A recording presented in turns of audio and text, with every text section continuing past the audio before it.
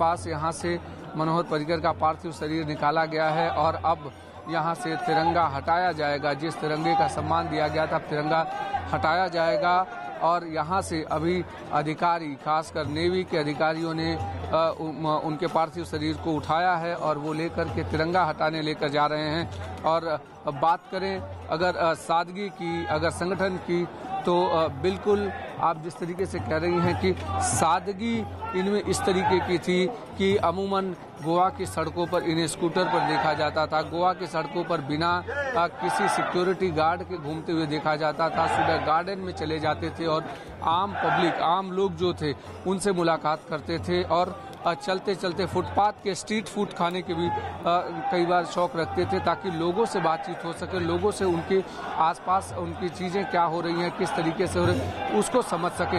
यही वजह है कि हजारों की संख्या में सुबह से करीब लोग अभी तक तांता लगा करके उनको लगातार श्रद्धा सुमन, कई लोग ऐसे दिखे पूरे दिन भर में जिस तरीके से प्रीति उनके निधन के बाद रो रहे थे। कई औरतें, कई बच्चे, कई बुजुर्ग सभी यहाँ पर गमगीन अवस्था में थे, क्योंकि जिस गोवा को बनाने की तस्वीर, जिस गोवा को अब देश के सामने जो गोवा पेश किया जा रहा है, उस गोवा की असली तकदीर, असली जो उसको नए तरीके से नए शेप में ढालने का काम मनोहर पर्रिकर ने किया था। रक्षा मंत्री के तौर पे भी उन्होंने एक बहुत सारे अहम फैसले लिए थे, जिसमें सर्जिकल स्ट्राइक भी उनके समय में हुआ था, जो पूरे देश सहित पूरे विश्व ने भी जाना था। इस तरीके के तमाम अहम फैसले लेने के लिए भी जाने जाते थे। संगठन में काफ़ी मजबूत कड़ी रखते थे और यही वजह है कि प्रधानमंत्री के साथ उनकी एक ट्यूनिंग होती थी। और 2014 में जब प्रधानमंत्री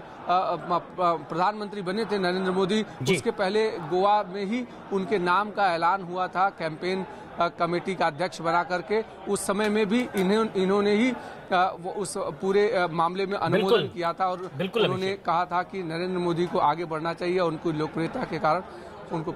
और एक ऐसी शख्सियत जब दलगत राजनीति से ऊपर उठ करके हर किसी ने दुख जताया है और माना है कि ऐसा व्यक्तित्व हमेशा हमेशा याद रहेगा। फिलहाल अभिषेक, शुक्रिया आपका।